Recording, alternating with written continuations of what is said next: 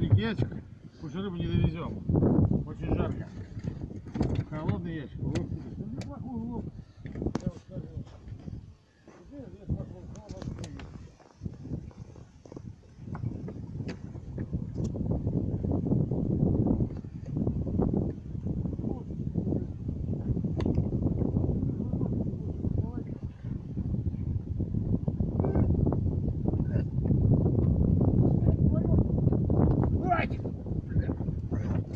Тоже чуть-чуть рыбки. Вот так. Ну как-то вот так.